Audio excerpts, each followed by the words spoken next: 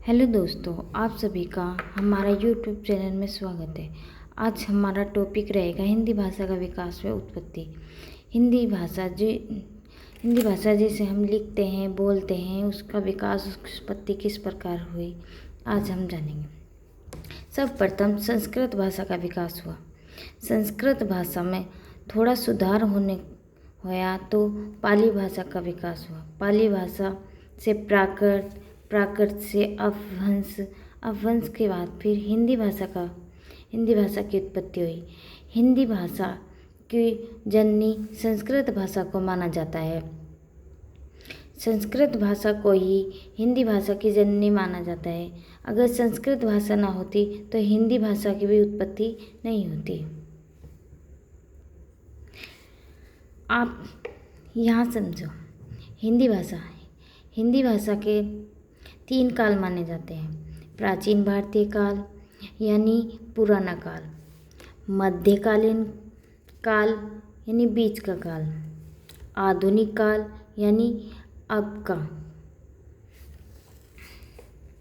प्राचीन भारतीय काल 1500 से लेकर 500 ईसा पूर्व तक होता है।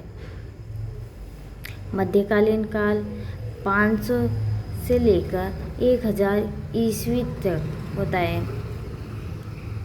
आधुनिक काल 1000 ईस्वी से लेकर अब तक। प्राचीन भारतीय काल संस्कृत का काल माना जाता है। संस्कृत को भी 2 वर्गों में विभाजित किया गया है, वैदिक संस्कृत, लौकिक संस्कृत। वैदिक संस्कृत 1500 ईस्वी से लेकर 800 ईसा पूर्व तक, लौकिक संस्कृत 800 से 500 ईसा पूर्व।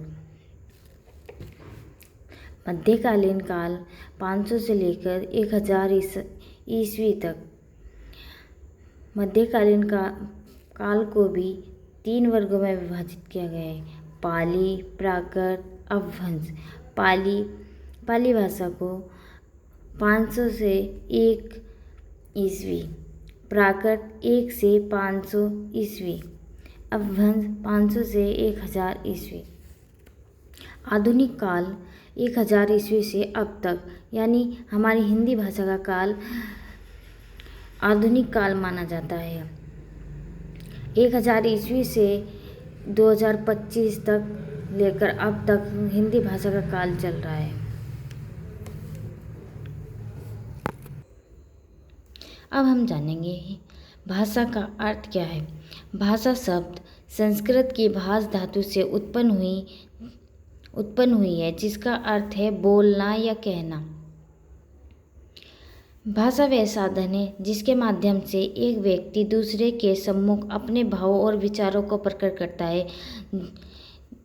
जो व्यक्ति एक दूसरे से अपने भाव विचारों को प्रकट करता है, अपनी बातों को दूसरे के प्रति रखता है, उसे भाषा कहते हैं। प्रोफेसर कामता प्रसाद गुरु के अनुसार भाषा वह साधन है जिसके द्वारा मनुष्य अपने विचारों दूसरों पर भली भांति प्रकट कर सकता है और दूसरों के विचार आप स्वयं समझ सकता है, मतलब दूसरों के विचारों को खुद समझ सकता है और अपने विचारों को दूसरों को समझा सकता है।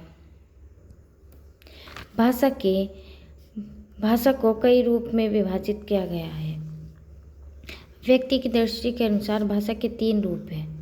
मौखिक भाषा अर्थात विस्तृत व्याख्या भाषा का मौखिक रूप है। मौखिक भाषा की सबसे छोटी इकाई ध्वनि है। मौखिक भाषा वह होती है जो अपने मुंह से बोली जाती है, उसे मौखिक भाषा कहते हैं। लिखित भाषा का वह रूप जिसमें अक्षरों या चिन्हों की सहायता से हम अपने विचारों को लिखकर प्रकट करते हैं, उसे लिखित भाषा कहते हैं।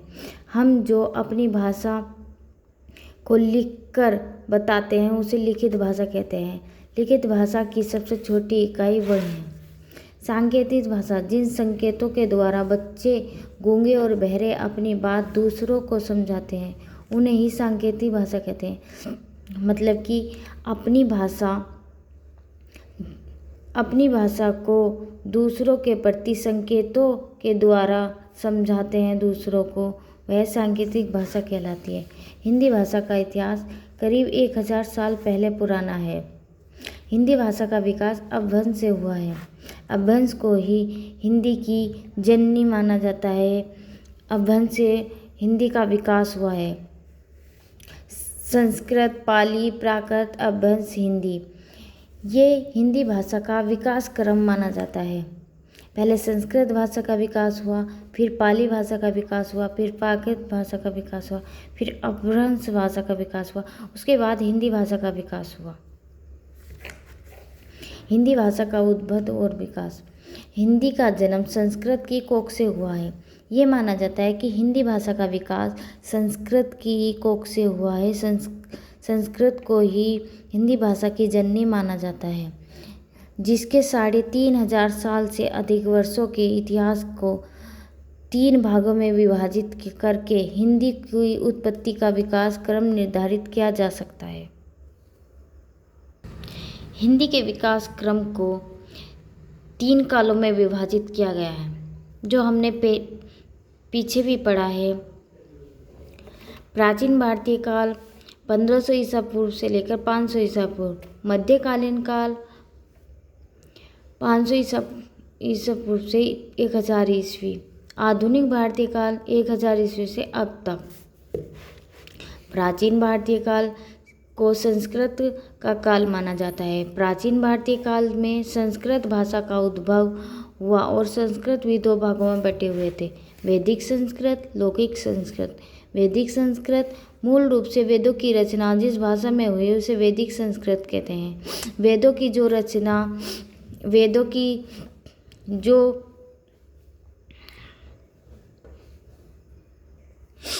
की रचना जिस भाषा में हुई है उसे वैदिक संस्कृत कहते हैं। संसार का सबसे प्राचीन ग्रंथ स्कंद वेद है। स्कंद वेद से पहले भी संभव है कि कोई भाषा विद्यमान रही हो, परंतु आज तक उसका कोई लिखित रूप नहीं प्राप्त हो पाया। इससे यह अनुमान होता है कि संभवतः आर्यों की सबसे प्राचीन भाषा स्कंद वेद ही भाषा वैदिक संस्कृत थी। लौकिक संस्कृत का उपयोग साहित्य में भी हुआ है, इसे लौकिक संस्कृत कहते हैं। लौकिक संस्कृत का उपयोग साहित्य में भी हुआ है, इसे लौकिक संस्कृत कहते हैं। संस्कृत भाषा के बिगड़े स्वरूप का संस्कार किया और इसे व्याकरणबद्ध किया, जो वैदिक संस्कृति के काफ़ी भिन्न है, जिसे लौकिक संस्कृत कहते हैं। संस्कृति के बिगड़े हुए रूप को अच्छा करने के लिए लौकिक संस्कृत में रामायण, महाभारत, नाटक आदि ग्रंथ लौकिक संस्कृत में ही लिखे गए हैं। मध्यकालीन भारतीय काल, पाली, प्राकृत, अपभ्रंश, इन भाषाओं का विकास हुआ है। इस काल में पाली, प्राकृत, अपभ्रंश भाषा का विकास हुआ है। मूलतः इस काल में लोक भाषा का विकास हुआ। इस समय भाषा का जो रूप सामने आया उसे प्राकृत कहा गया। पाली भाषा।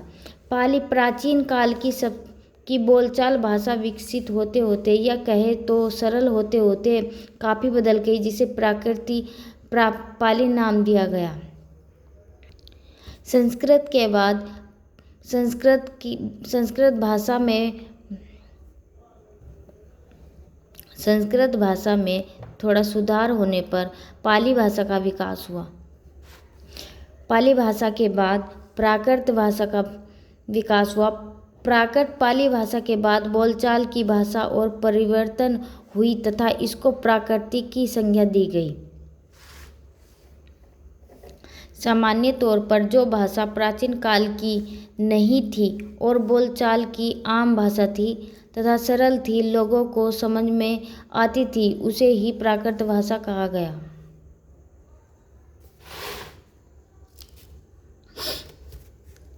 प्राकृत भाषा के बाद अपभ्रंश भाषा का विकास हुआ। अपभ्रंश ये भाषा प्राकृत भाषा के बाद की अवस्था है, क्योंकि कुछ दिनों के बाद प्रकृति में भी परिवर्तन हो गया और लिखित प्रकृति का विकास रुक गया, परंतु कथित प्रकृति विकसित अर्थात परिवर्तित होती गई। लिखित प्रकृति के आचार्य ने इसी विकासपूर्ण भाषा का उल्लेख अपभ्रंश नाम से किया। अपभ्रंश शब्द का अर्थ है बिगड़ी हुई भाषा। बिगड़ी हुई भाषा को ही अपभ्रंश भाषा कहा जाता है। आधुनिक भारतीय काल हिंदी मानक यानी आधुनिक काल जो है वह हिंदी का काल है। आधुनिक काल 1000 ईस्वी से लेकर अब तक 2025 तक आधुनिक काल का ही विस्तार है। आधुनिक भारतीय काल में हिंदी एवं अन्य आधुनिक भाषाएं विकसित हुई हैं और मध्यकालीन युग समाप्त हो गया और इसके बाद आधुनिक भारतीय भाषाओं का युग आरंभ हो गया। इस काल में अनेक भाषाओं जैसे पश्चिमी हिंदी, राजस्थानी, गुजराती, पंजाबी, मराठी, बिहार, बंगाल, उड़ीसा, पूर्वी हिंदी, पश्चिमी हिंदी आदि भाषाओं का विकास हुआ, जैसे समग्र रूप से हिंदी कहा जाता है।